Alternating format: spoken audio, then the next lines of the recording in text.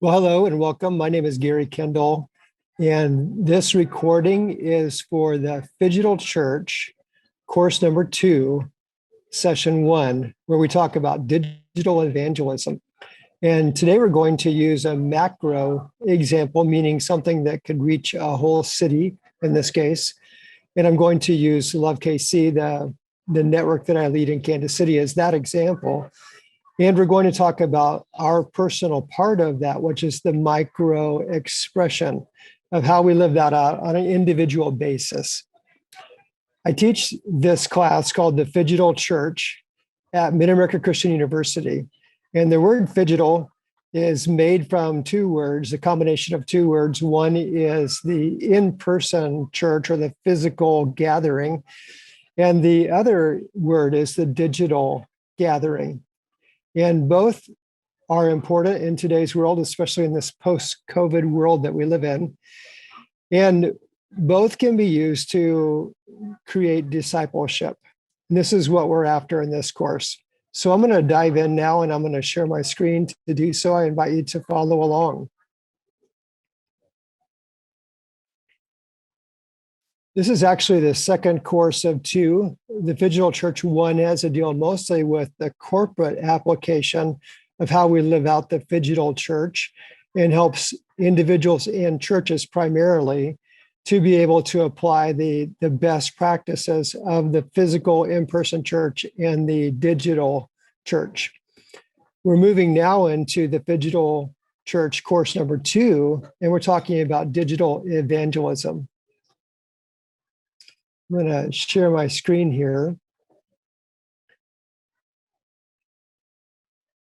And as I do, I'll use Love KC as an example. Love KC is a network inside of Kansas City.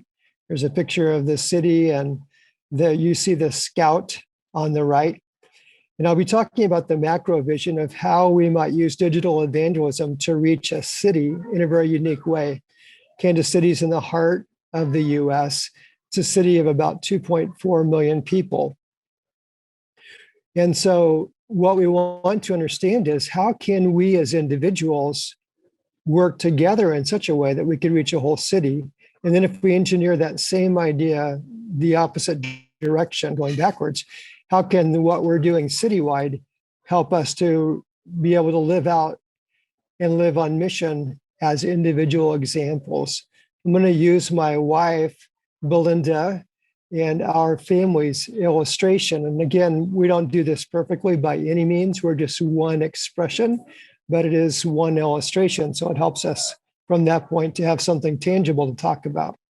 We moved to Kansas City in 1979, right out of Gulf Coast Bible College, which later became Mid-America Christian University. So it's fun to be able to teach now as a professor in the certificate level at Mid-America Christian University after having graduated there. We planted Indian Creek Community Church in 1985 from a group of 7 families that grew over time into a congregation of over 1,000. That church planted 2 other churches and also 2 campuses. And we had the privilege of leading the church for 32 years. During the time that we were there, we also founded CMA, which was a church planting network in 2000, and led that network for 8 years. We helped 78 individuals, churches, or states to plant churches during that time. So we learned a little bit about evangelism and discipleship during that time. In 2016, we began to feel like God was leading us to begin a new chapter in our lives, and a chapter that would go beyond one church. The words I heard specifically in my mind were to leave one church to serve many. And so we work with the elders to reach out to Jake and Sarah Zaski, which was a couple that we had helped to mentor as they were planting in New York City. And the church called Jake and Sarah to come in 2017, and we were able to launch Love KC that fall in August of 2017. I also work with Glue, which is a data platform tech company that serves the Christian ecosystem of businesses, Christian businesses, universities, networks, and churches in a global manner. I serve as a cities lead in Kansas City for GLUE, and then also teach in the MACU certificate level program. Belinda works in Love KC and also as a coach for Pastor Serve. And our contact information is there if you'd like to follow up. If you went to the website of Love KC, you would see that our mission is to help disciples live their faith with confidence. So that speaks to the micro level and help their friends know how to find Jesus. And our motto is to love God and love our neighbor, because Jesus said these two great commandments sum up all of the others. Love the Lord your God with all your heart, with all your soul, with all your strength, and with all your mind. And love your neighbor as yourself. These are the two great commandments. But with the great commandments, there's also a great disparity. Nearly every disciple that we talk to could share how they intend to grow their love for God. That's the first part, the first great commandment. And that's good. They would probably say that they're going to deepen their prayer life, or maybe they're going to do some new devotional reading. Perhaps they're reading through the Bible in a year. Maybe they're going to go to worship or even join a small discipleship group. You might even add something like fasting, a spiritual discipline. But if you ask the same person how they plan to grow in this next year with their love for their neighbor, they're usually not nearly as certain. Sometimes we actually get the deer in the headlights look. Like, I really haven't thought of that. Maybe I just love everyone a little bit better. Well, this is where Love KC can help. We equip and mobilize disciples to live on mission where they live, learn, work, and play. What we've learned is that people want to, they just don't know how in many cases. Or they know how, but they don't feel confident. Maybe they're afraid that they'll make a mistake, or I've even heard some people say, I'm afraid that we'll do more harm than good. Well, we can help you with that. In the story of the Good Samaritan, the neighbor was someone that was in proximity and someone that was in need. So we teach that loving your neighbor is living on mission in your sphere of influence.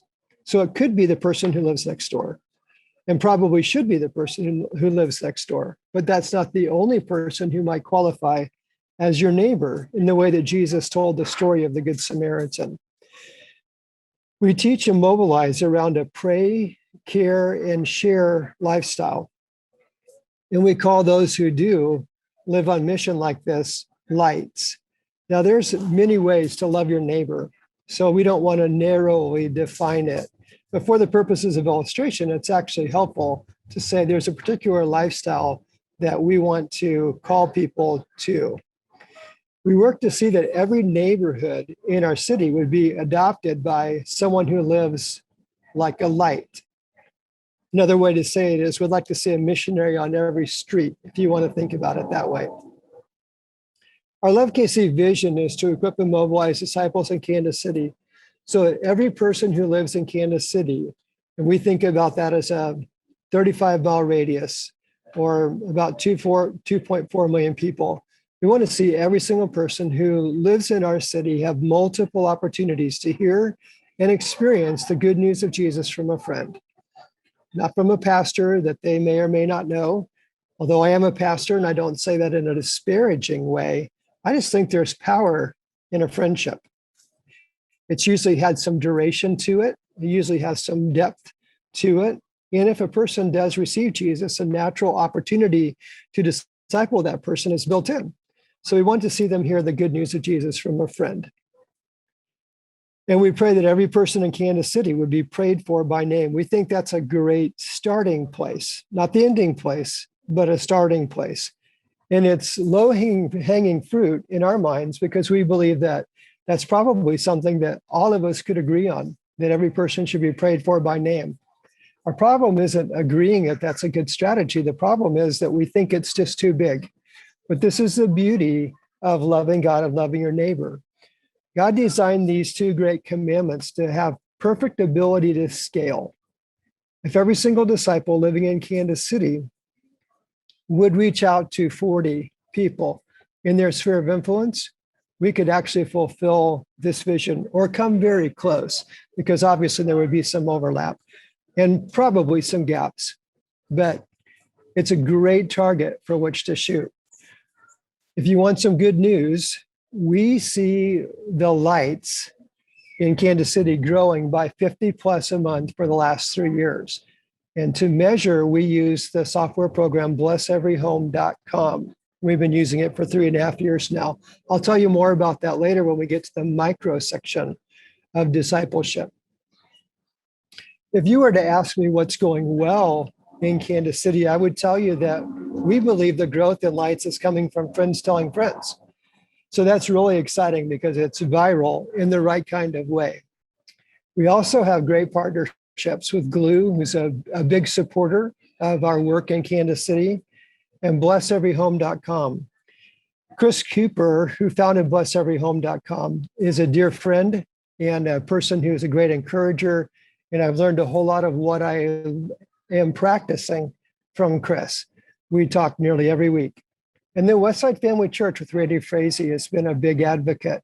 There are more lights in Westside Family Church, 435 at the last look, than any other church in the city. And Randy's continually encouraging this vision and putting it to practice in the church. There are probably a dozen churches who work with us, some in a funding support mode, some who give us opportunity to share about what we're doing in Kansas City, and some who just have their people join in the efforts of what we do as individuals. So there is church support across the city in Kansas City. And there's often network support from other networks like Pray KC, the Sending Project, All America, Campus Crusade for Christ, which is called Cru now, and Underground KC. So what's not going well? Well, at Love KC, we teach the pray, care, share lifestyle, but we're admittedly not as strong or as organized in the care part of it. It sounds horrible. We actually do care. We just haven't organized that part of it as much as we've placed a priority on praying and sharing. We'll get there, but it's very easy for organizations or networks to put so much time and effort into the care that they don't get to the praying or the sharing. So we're trying to balance this out with good words, good news, as well as good deeds. We need both, don't we? What's also not going well, it turns out that there still are silos and competition in the kingdom of God. We run into that a fair amount. And so does everybody else. There's actually a lot of work for us to do there, which reminds us of why Jesus made unity the priority of his high priestly prayer. And perhaps the greatest prayer or most important prayer that he ever prayed in John 7. We find it recorded in John 17. Jesus is praying that his disciples will be one. And he says that when his disciples are one, the world will know that he is God. So unity is important. We're working to be a part of the solution, not a part of the problem. What are some of the recent learnings? Well, we've learned that prayer is a catalyst for everything else. We like to say that prayer is the priority. We're not a prayer ministry as such, but we think that prayer should be the priority for every ministry. That when we are praying, God is working. When we're working but not praying, we're just working. And we need the divine octane that comes through being in the flow of God's work. So we always pray, Lord, we want to join you where you're already at work. And we want to make prayer our priority and the catalyst for everything else. Recently, we've divided Kansas City into 5 ministry regions that are looking to find conveners and build teams in each of the regions. You can see that picture on the left, the graphic. Region 1 is north of the river, and the river is a squiggly line below it. Region 2 is from the river to I-70. This is Kansas City, Mo proper, and Independence. Section 3 is Raytown, Grandview, Lee Summit. So it's the Jackson County part of Missouri. Region 4 is Johnson County in Kansas. And then Region 5 is from I-70 up to the river again, which is Wyandotte County. And so we're working presently to find people who would be willing to convene groups inside of these regions and determine a common set of measurements and then track the progress regularly.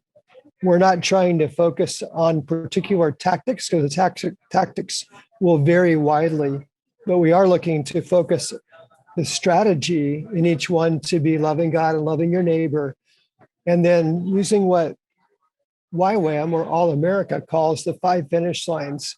They're asking the questions, how are we doing when it comes to prayer, when it comes to discipleship, evangelism, care, which they call compassion and justice, and serving in the church or building and growing the church. We would also include church planting in that. So they have 5 finish lines for the Great Commission. And then we want to find people who would meet together and regularly track how that is going. We want to form a matrix, if you will, of what's going well and what could be better, and then work on that and inviting people into that. We're not asking that people would pledge to work together necessarily, but we believe that collaboration would get us further, especially if we worked in parallel directions or on parallel paths. Another issue is we want to increase funding for Love KC to increase the impact. And it sounds impossibly big to reach a whole city, but we believe that nothing's impossible with God. And that God sees cities much like he sees individuals. Each one of them is unique. They have their own history. They have their own assets. They have their own liabilities, their own challenges, and their own opportunities. And God mentions cities over and over in the Bible. So we think it's very appropriate to think about the macro vision inside of a city. And Love KC just is our example today. It's not the best necessarily. It's just one. Now we want to move from the macro expression of evangelism to the micro expression. And we're going to talk about how that each one of us can personally live as a disciple and live on mission where we live, learn, work, and play, and how we can use a tool like blesseveryhome.com, which has 50,000 plus lights as a example. If you were to sign up for blesseveryhome.com, and I encourage you, you could even go there now and multitask as you listen to me talk. You could add in your name, address, and email, and you'll receive an email back from blesseveryhome.com. Usually it comes within a minute. If you don't see it, you might check your spam. But when you see it, confirm that that's you, and then you'll receive immediately a Google map of your neighborhood and your 40 closest neighbors. So the reason we would do this is to help you know the names of the people that live around you so you might become a light. We got the word light from Jesus, who said that he was the light of the world and he had called us to join him in being lights. I'm going to play a video here of what it looks like to join Bless Every Home and how you might begin doing this in your own personal life to strengthen your ability to evangelize and disciple your neighbors.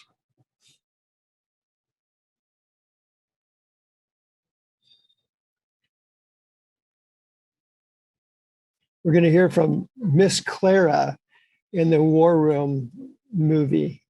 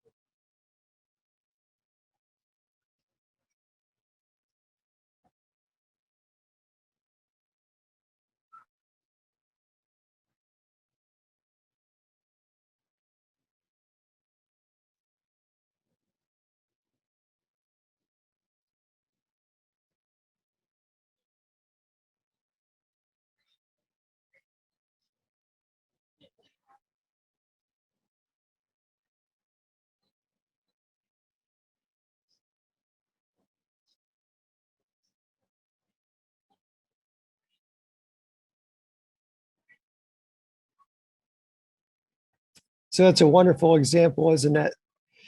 I'm going to switch now back to our slideshow and take us through how that each one of us could individually be a part of fulfilling the Great Commission in the same way that we saw. Whoops, didn't mean to start that again.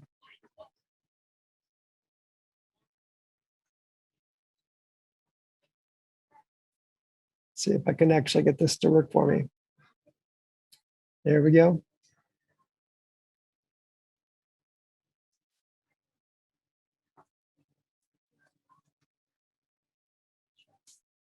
All right. So if you were to become a light for Christ using Bless Every Home, then daily you would receive an email giving you 5 neighbor names. And it literally is going to walk you around your neighborhood. If you go to the map, you can see where these houses are on your map. And then when you're done, click done, and it records your prayers. That's what you saw. The large number at the beginning, at the opening screen, was over 1 million prayers have been prayed by people who are lights. There's always a suggested prayer at the end of every day, and that keeps our prayers from just being routine.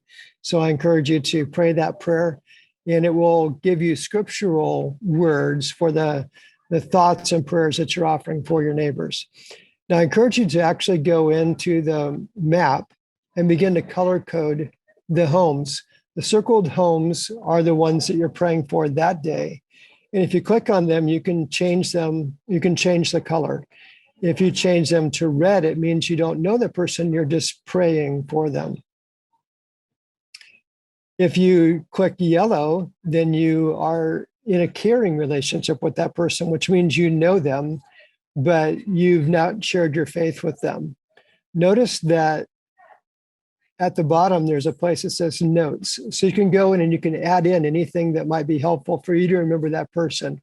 Maybe there are special dates, like maybe their mother died recently, and you want to remember when that happened and encourage them. So you make a note of that. Or perhaps you know the name of their dog. Maybe they walk by your house on the sidewalk and you've seen them with their dog. And if you ask them the name of their dog, they'll almost always stop and talk with you. And maybe they'll even tell you their own name. And you can confirm if it is the right person. And then you'll also know where they live because of your map. So put that in the notes. Maybe you want to put their birthday in. If their birthday is on the 18th of each month, you want to pray for them on the 18th especially, and maybe even send them a note telling them you're thinking about them. God will give you ideas. If you begin to pray, ideas for care will come naturally. You can also click green if you shared your story or the story of Jesus with them. And then you can click blue if they already are a disciple. And if they are a disciple, you want to then enlist them in this pray, care, share lifestyle for your neighborhood. You want to become a community of people who care. So live on mission and community in your neighborhood. If you lead them to Christ, then you will want to disciple them into a disciple-making relationship. Belinda and I, by God's grace, have been able to lead 5 of our neighbors to Christ. So it can happen over time, but we've been in our neighborhood 20 years. So don't think of it as a microwave. Think about it more as a elongated process where if you are living the love of Jesus in your life, people are going to see that and they're going to want in on it. They're going to want to be a part of whatever it is that's happening with you. So one of the best illustrations I heard of a person talking about what it means to live the precarious lifestyle is they said, why don't you love in such a way that everyone wants to be a part of your family? I hope that inspires you and is memorable for you like it is for me. This is what our neighborhood looks like. This is a few months ago. And you can see how that our neighborhood has this kind of unique geographical boundaries. So I just adopted all of the homes in between. It's roughly 200 something homes. And then I prayer walk my neighborhood, praying for my neighbors as I go. Many times I remember who lives at a certain house because I prayed for them often enough. And then those prayers eventually lead to some kind of action where we do a backyard barbecue, or maybe we host a gathering on Halloween, and in our front driveway and serve food to people who are walking by on that evening. There are many ways, and I encourage you to use your imagination and let God guide you on how to reach out to your friends and neighbors and relatives. Every person who's adopting their neighborhood gets a dashboard. And so you can watch your reds turn to yellows and your yellows turn to green and your greens turn to blue. You can also see the association you might have with other homes in Kansas or Kansas City. And if your church is active, then you can share with the church, which I have done subsequent to this particular graphic, but it's good to be able to track with your church. And then look in my neighborhood, there actually are 7 other lights. So we become a missional community together to reach our neighborhood for Jesus. I think this is really how the book of Acts worked. Churches sprung up from the oikos, or the sphere of influence, from individuals. Sometimes they were neighbors, sometimes they were relatives, sometimes they were friends, sometimes they were co-workers. And they grew up and then they multiplied as they began to spread across a city. They began to spread from city to city. They began to spread from country to country until it reached you. It reached the whole world. And we still have a ways to go because not everybody is reached, but it reached across time and across the nation, across the world, and it can do the same today. God's plan is amazingly brilliant. It can be at a micro level and a macro level and a global level all at the same time. So I want to remind you as we close today that every disciple is called to fish for men. This isn't an option. We have different gifts, we have different abilities, we have a different sphere of influence, but every one of us is called to fish for men. This is actually what defines us as a disciple. A disciple is one who replicates the life of his mentor. I'm not sure we should call ourselves disciples if we don't actually practice what our mentor, Jesus, taught. So this is for every one of us. We just will live it out in different ways. A person who's a little more of an introvert might just have a few friends, but go very deep. A person who's an extrovert might have many. A person who has the gift of helps will act in more of a shepherding mode toward their friends and neighbors, or someone who maybe has a gift of evangelist might be a little more outgoing in the way that they share their faith. But every one of us should play our part. And when we do, the Spirit, the Holy Spirit of God, will intersect our life and will work in us and through us. And we know we are his disciples when we're reproducing other disciples. And this multiplying effect can allow us to fulfill the Great Commission. And Jesus said that the earth will be full of the knowledge of the Lord as the waters cover the sea. So we're certain that the good news of Jesus is going to spread around the world. And then we know that Jesus' coming is dependent upon us getting the gospel to the world. So let's do our part at the micro level and the macro level. Thank you for joining today. If you want more information about this, you can contact me at Gary@lovekc.net.